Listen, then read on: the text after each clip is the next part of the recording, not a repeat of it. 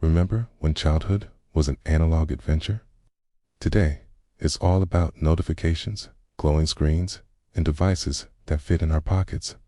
But let's rewind the clock to the 1950s, 60s, and 70s, a time when life felt slower, more vibrant, and intensely present. For the kids of that era, the street was their internet, and their friends were their social network. Join me as we journey back a few decades to rediscover what it was really like to be a kid in America. The streets of those quiet suburbs were the real playgrounds. From the youngest toddlers to the oldest teenagers, everyone gathered outside. There was no such thing as sitting at home, bored. As soon as you stepped out the door in the morning, you disappeared until the street lights came on, and that was completely normal. Parents didn't worry. They knew you were just a few houses down, running, playing, and making a glorious racket on a neighbor's lawn. And what was the key to this freedom? The bicycle. A two-wheeled Schwinn or a trusty Huffy wasn't just a toy. It was your first taste of real independence. It was your vehicle to explore as far as your legs and your imagination could carry you. Feeling the wind rush past, hearing your own thoughts echo in the quiet afternoon, it made you believe the whole world was open to you, waiting to be discovered. In the summer, empty school parking lots and cul-de-sacs transformed into stadiums.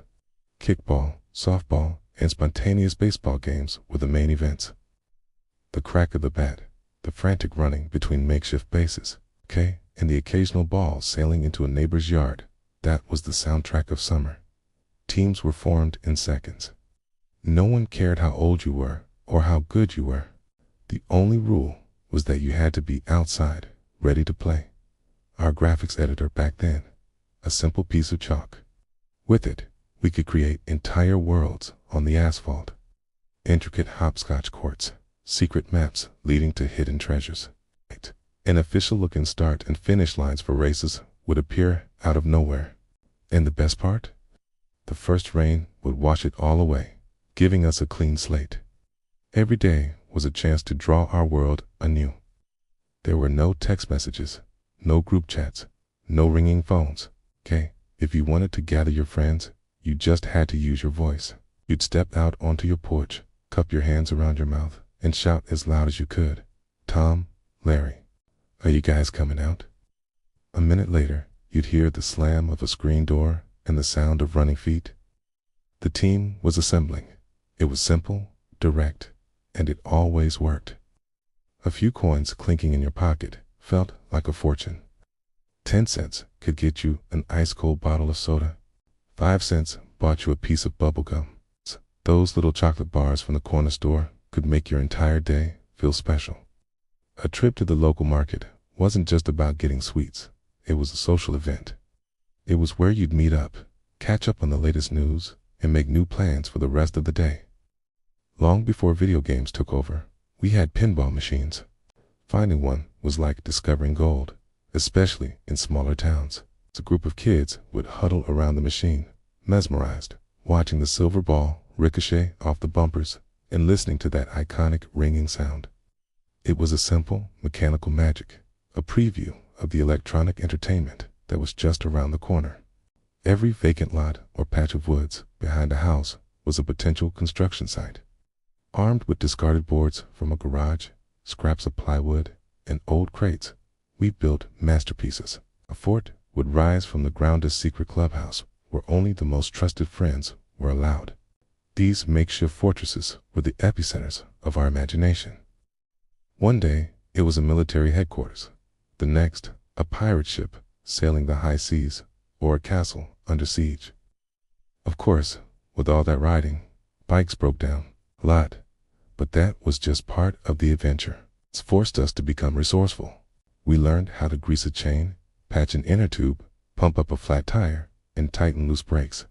Every garage became a small workshop, and every kid with a wrench felt like a real engineer, proud to get their hands dirty and fix their own machine. It taught us independence and problem solving in the most practical way possible. So when we look back at this time, it's not just about nostalgia. It's about a different kind of childhood one, built on scraped knees, grassroots, creativity, and face-to-face connections. It was a world where you learned to be bored and then learned to conquer that boredom with nothing but your own imagination. What a time to be a kid. Thanks so much for taking this trip down memory lane with me. If you enjoyed this video, don't forget to like, share, and subscribe for more stories from the past. See you next time. Remember those days? The ones before screens lit up our faces? Let's take a trip back to a time when childhood felt different. A time when the whole world was our playground. Every empty space behind the house became a construction site. We'd find old boards near garages, scraps of plywood, maybe a few crates, and suddenly a fort was born. It wasn't just wood and nails. It was a secret headquarters, a fortress where only your closest friends were allowed. It was the center of our universe one day, a pirate ship, the next, a castle in the clouds. Our imaginations ran wild, and those makeshift forts held all our dreams and our bikes. They were our freedom. They broke down all the time, but that was just part of the adventure. It meant pulling out the tools and getting our hands greasy. Garages turned into workshops where we learned to fix a chain, patch a tire, and tighten the brakes. We weren't just kids on bikes. We were engineers, mechanics, and explorers, ready for whatever the road threw at us. Cardboard was gold. It was the most amazing material for creation. We'd spend hours making helmets, masks, and even rockets. The ultimate project, a cardboard race car. Taping it all together, drawing on the racing stripes. The blue and white Harley wasn't just a motorcycle. Pushing it up a hill. For me, it became a keeper of memories, a witness to my growing up, and a silent witness to all the moments that couldn't be recorded or photographed. When my parents gave it to me in those distant days, I didn't immediately understand how much my life would change.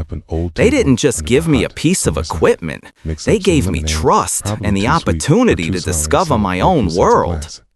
Every Sunday in the garage, when I changed the oil, cleaned the carburetor, and lubricated the chain, I felt respect for things, for work, for time.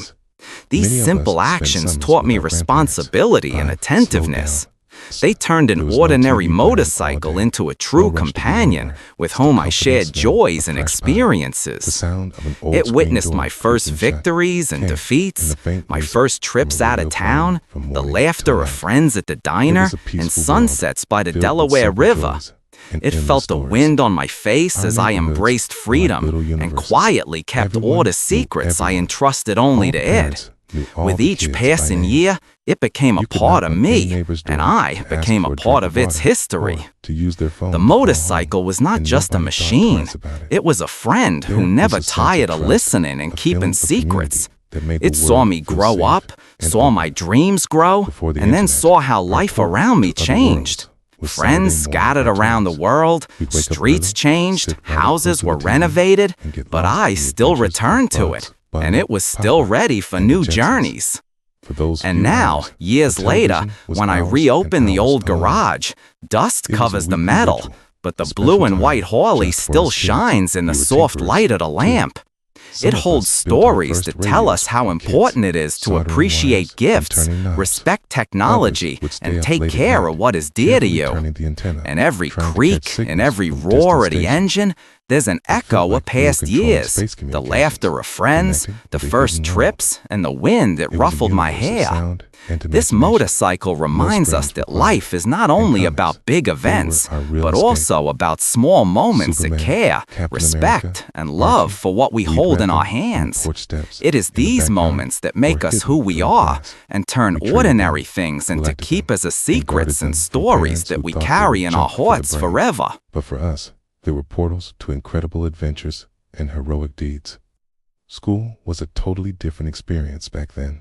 Remember the wooden desks with the inkwells, the smell of chalk dust in the air, and the loud, clanging bell that signaled the start and end of the day? In art class, we used real brushes and paints. Our projects were hands-on. We had to cut, glue, and build things ourselves, not just click a mouse. When winter came, the streets transformed into a snowy kingdom. We'd have epic snowball fights that lasted for hours. We'd find the best hills and fly down them on metal sleds. We built snowmen that stood guard in our yards until the first signs of spring. No matter how cold it got, nothing could keep us inside. In the summer, most neighborhoods had a secret spot, a pond or a creek that was all ours. We'd dive off makeshift bridges, splash around in the cool water, and play tag until our fingers were wrinkled. Time seemed to disappear on those long, sunny afternoons. It was pure, simple fun. And then there was summer camp. For many, it was a real school of life. We learned to build campfires, sang songs under the stars, and had long talks by the water about everything and nothing. It was where many of us had our first crush, broke a few rules, and for the first time felt like we were growing up. Even the food holds a special place in our memories. The little cartons of milk at school lunch, the orange juice, the meals served on those classic metal trays. And on weekends, maybe a trip to the local diner with friends, where the air was thick with the smell of sizzling bacon, fresh coffee, and warm hamburger buns. Looking back, it all seems so simple, maybe even too simple for today's fast-paced world. But in that simplicity, there was a real richness. We learned how to wait, how to appreciate small moments, how to be truly present.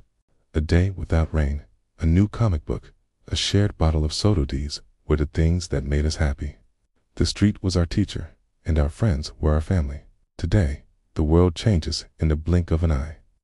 But those years, the 50s, 60s, and 70s, they left something permanent inside of us. A warm feeling of home. The confidence that you could always find a friend just down the street.